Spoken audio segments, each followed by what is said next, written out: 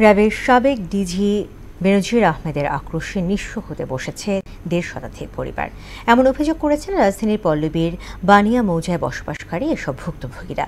তারা জানান ১৪ একরের বেশি জমি র্যাবের অনুকূলে বরাদ্দ দিতে ব্যক্তি মালিকানা জমি অধিগ্রহণের পায়তারা চলছে, অথচ পাশেই ফাঁকা পড়ে আছে কয়েকশো একর খাস জমি।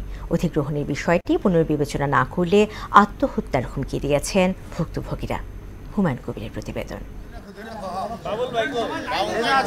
২০০৫ সালে রাজধানীর পল্লবীর বানিয়া মৌজার ১৬০ জন ক্রেতা সাগুপ্তা এনএম হাউজিং এর কাছ থেকে কিস্তিতে ৩ ও ৫ কাঠা করে জমি খরিদ করেন। এর মধ্যে ৮০ জনেরও বেশি মালিক প্রবাসে থাকেন।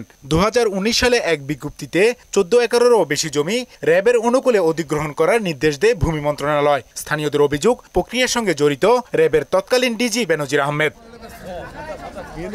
পরে জানা যায়, ব্যক্তি মালিকানাধীন এসব জমিতে নির্মাণ হবে র্যাব ৪-এর হেডকোয়ার্টার ও আবাসন। সোমবার এক মানববন্ধনে জমির মালিকরা জানান, পাশে বিপুল পরিমাণ খাস জমি থাকার পরও ব্যক্তি মালিকানাধীন ভূমি কেড়ে নেওয়া হচ্ছে।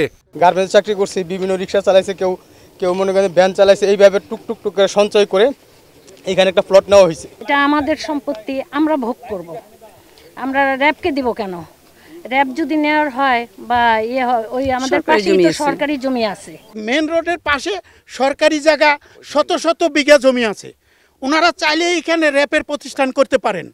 আমাদের বুকে বোল্ডেজার কেন? বেনজির তৎকালীন র্যাবের মহাপরিচালক এই কাজটা করিয়েছে তার হীন স্বার্থ চরিতার্থ করার জন্য, যেটা আমরা পরে জানতে পেরেছি যে এখানে কয়েক কোটি টাকার একটা প্যাকেজ প্রোগ্রাম ছিল। সরকারের আমলে র্যাবের যে ডিজি ছিল আমাদের এই ভাই যে বললেন, ওনার চক্রান্তে আসলে এই ঘটনাটা ঘটে। তো আমরা চাই, আমরা যারা গ্রাহক আছি, আমরা এখানে থাকবো, বাড়ি করব, আমার ছেলে মেয়ে ভবিষ্যতে বাড়ি করবে, থাকবে, বসবাস করবে, এটা আমরা চাই। ষাটুর্দলী একত খান জীবিকার তাগিদে জীবনের অর্ধেক সময় পার করেছেন বাহরাইনে। ক্যান্সারে আক্রান্ত স্ত্রী নুন্নাহারও 2 ছেলেকে নিয়ে বসবাস করেন পল্লবীতে। জীবনের শেষ সম্বল হাতছাড়া হয়ে যাবার আতঙ্কে চোখে ঘুম নেই তার। অল্প একটা জমি আমাদের রক্ত পানি করা পয়সা দিয়ে আমরা কিনছি, অনেক কষ্ট করছি, আজকে নিয়ে যাচ্ছে র্যাব। কেন নিয়ে যাবে আমাদের জমি?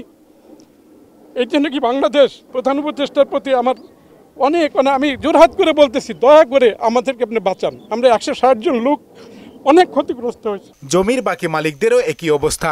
মাথা গুঁজা শেষ ঠাঁই হারাতে হলে আত্মহত্যা করা ছাড়া আর কোনো উপায় থাকবে না তাদের। জমি না পেলে অবশ্যই আমরা আত্মহত্যা করবো, এছাড়া আমাদের পথ আর কোনো খোলা নাই। কারণ কি, যার জীবনের সঞ্চয় ছিল একটু একটু করে আমরা এই জমিটা কিনেছি। আমাদের শেষ সম্বল আমাদের এখানেই থাকবে, আমরা এখানে বাড়ি করব, ছেলে মেয়েরা বসবাস করবে, আর এটা যদি চলে যায় আমাদের আত্মহত্যা করা ছাড়া কোনো উপায় নাই। মানবিক বিবেচনা হলেও বিষয়টি ন্যায়সঙ্গত সুরাহা করতে প্রধান উপদেষ্টার হস্তক্ষেপ কামনা করেন ভুক্তভোগীরা।